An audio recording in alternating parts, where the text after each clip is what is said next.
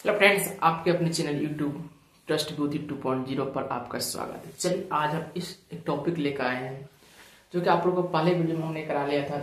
अवतल लेंस अवतल दर्पण करा लिया था और ठीक से याद करें। आज हम कराने वाले उत्तल लेंस।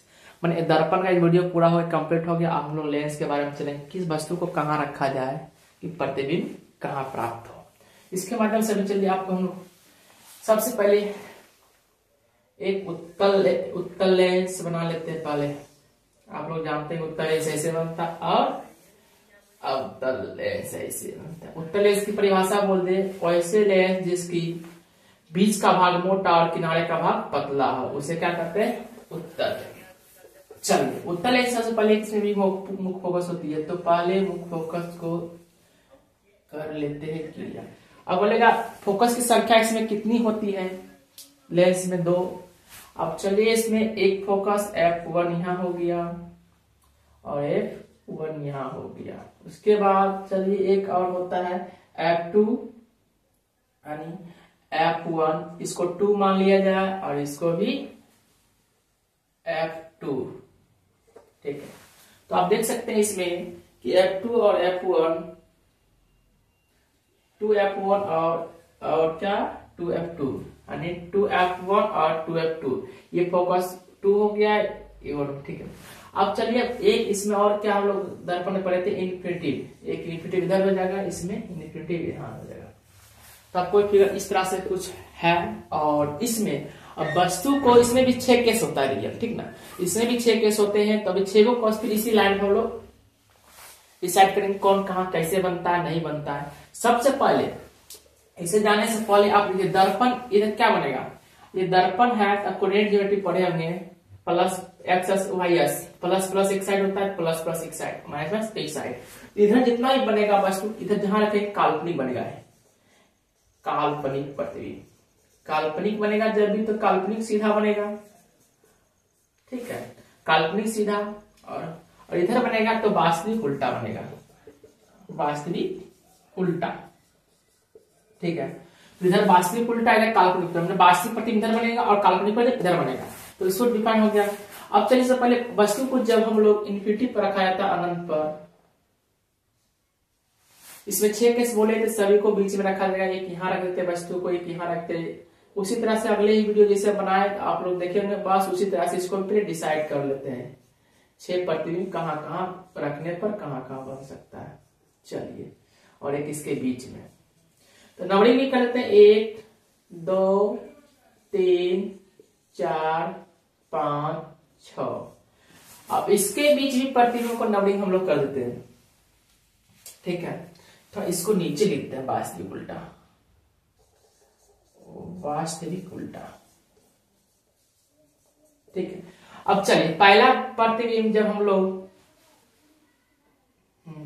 अनंत पर रखेंगे कहां बनेगा? फोकस पर। कहां बनेगा? अनंत पर। जब किसी वस्तु प्रतिबिंब हम लोग रखते हैं कहां बनेगा? फोकस पर। कहां बनेगा? फोकस पर, यानी इस पे बन जाएगा। इसको F1 मान लिया जाए, F1, और इसको 2F2 नीचे, क्योंकि लिखेंगे हम इसको ऊपर कर देते हैं।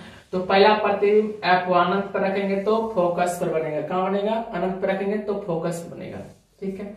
जब वस्तु को अनंत पर रखा जाता है तो फोकस पर प्रतिबिंब प्राप्त होता है। दूसरा वस्तु जब अनंत और 2F1 के बीच रखी जाती है तो प्रतिबिंब हमारा F1 और 2F के बीच प्राप्त होता है। कहां होता है? बीच प्राप्त होता है, 2F1 के बीच प्राप्त होता है।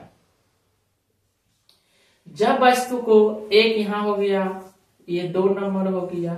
जब वस्तु को 2F1 पर रखा जाता है तो प्रतिबिंब 2F2 पर प्राप्त होता है। और एक बात इसमें और हो गया, जहां वस्तु जहां रखी जाएगी उसका प्रतिबिंब उसी आकार में बना होगा। हमने इस उत्तल लेंस में ऐसी कौन सी जगह है जहां वस्तु को रखने पर सेम आकार का प्रतिबिंब प्राप्त होता है, उसे कहां रखेंगे? जब 2F1 के बीच 2F1 पर रखा जाता है तो 2F2 पर समान आकार का बराबर प्रतिबिंब प्राप्त होता है।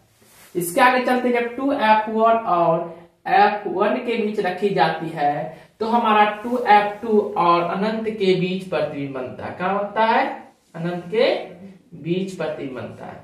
जब वस्तु को F1 यानी फोकस पर रखी जाती है तो उसका प्रतिबिंब कहां बनता है? अनंत पर बनता है। कहां बनता है? अनंत पर बनता है। और जब वस्तु को F1 और प्रकाशीय किरण के बीच रखी जाती है तो उसका प्रतिबिंब दर्पण के पीछे, यानी मान लिया जाए दर्पण के पीछे, हम लोग यहाँ छठा केस इसको लिख देते हैं, पीछे बनता है। आप सोचिएगा इस तरह से बना दी हम इसको।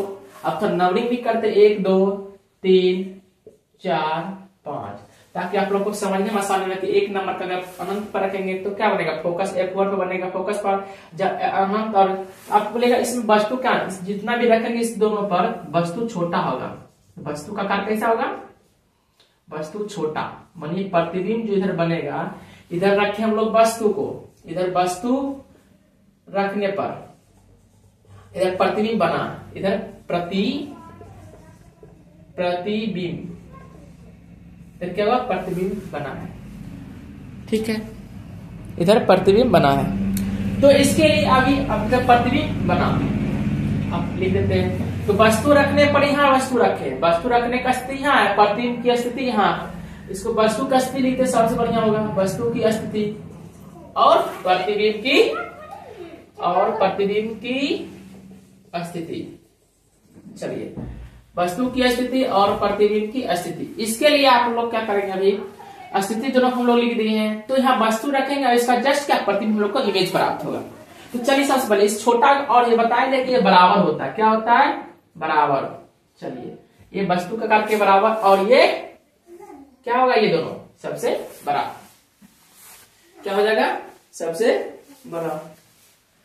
ये हमारा हो जाएगा बड़ा प्रतिबिंब बनेगा। और जब हम छठा केस की बात चलते हैं तो इसमें क्या हो जाएगा? काल्पनिक सीधा वस्तु से बड़ा, ये भी बनेगा काल्पनिक सीधा वस्तु से बड़ा। इसके लिए आप चलिए पहले समझाते हैं बढ़िया से। दर्पण के जो पीछे होते हैं वो काल्पनिक कहलाते हैं, दर्पण के जो आगे का भाग होते हैं वास्तविक कहलाते हैं।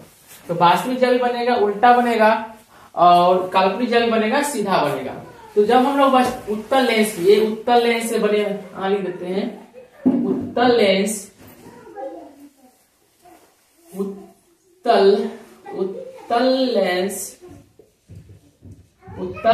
से बनने वाले प्रतिबिंब।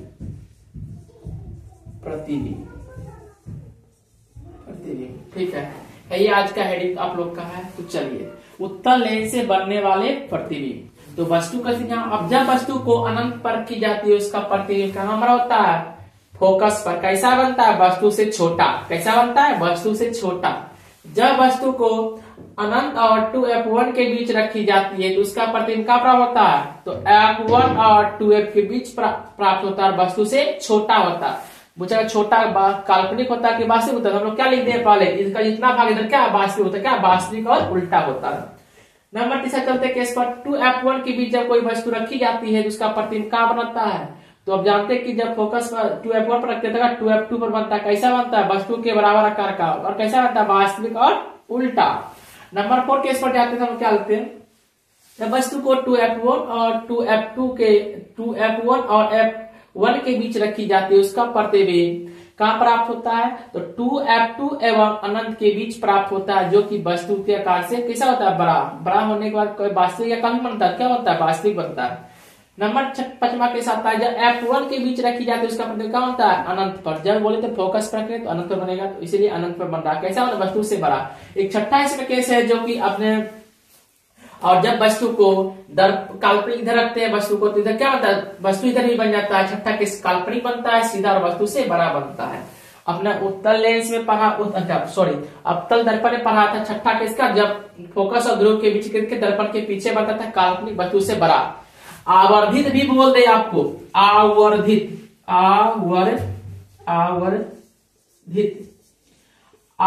भी बोल दे, इसी का माने होता है बड़ा। ठीक है, आप एक क्वेश्चन आपको क्लियर हो गया, लेकिन आप क्वेश्चन ऐसे ही पूछता है, दर्पण बोलेगा अवतल दर्पण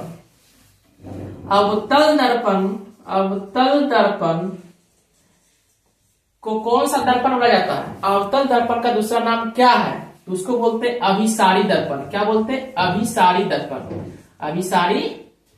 दर्पण।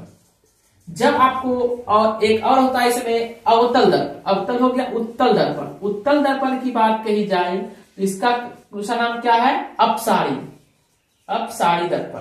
क्या है? अपसारी दर्पण। अगर यही केस हमारा लेंस में चला जाए तो जहां पर ये लिखा हुआ अवतल, ये अंक उलट जाएगा, यानी उत्तल के जगह उत्तल। अगर इसमें लेंस की बात, ये क्या हो गया, इसको मिटा लेते हैं, थोड़ा इसको मिटा लेते हैं, उसके बाद हम बताते हैं। चलिए,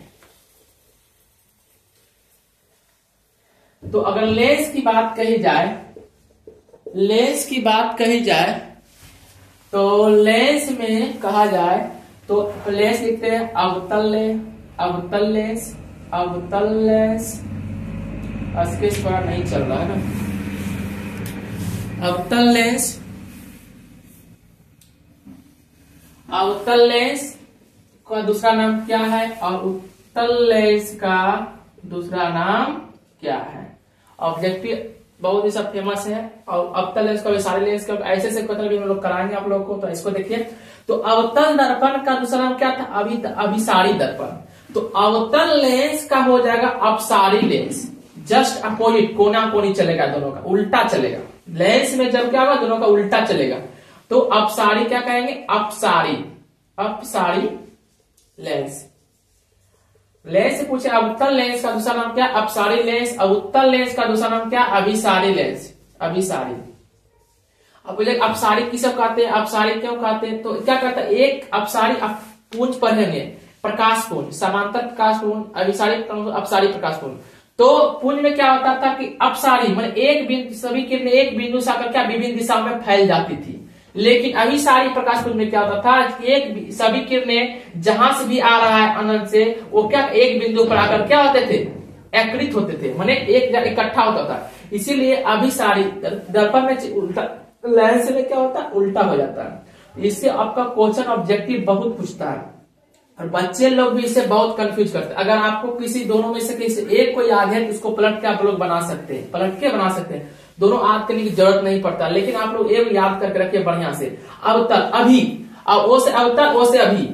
आप देख रहे हैं, ओ से अवतल, ओ से अभी। आप देख रहे हैं अभिसारी, अभी जो भी काम करना अभी करना है। अब से अब मैंने क्या होता है? अब तुरंत करना है, तो इसीलिए अभी मैंने क्या, तुरंत भी करना है, इसीलिए अब मैंने अवतल, और अभी मैंने अभिसारी। उत्तल मैंने इसको याद रखिए, आप लोग को इसको ऑटोमेटिक याद रहेगा। चलिए, आज का वीडियो सिर्फ वहीं तक। आप लोग को उत्तल लेंस से बने प्रतिबिंब के बारे में बताए हैं, जैसे कि आप लोग 6 केसेस में देखे हैं। तो आपको वीडियो बहुत अच्छा लगा। अगले दिन हमारा जो नेक्स्ट क्लास होगा उसमें आप लोगों को हम बताने जा रहे हैं चिन्ह परिपाटी। क्या?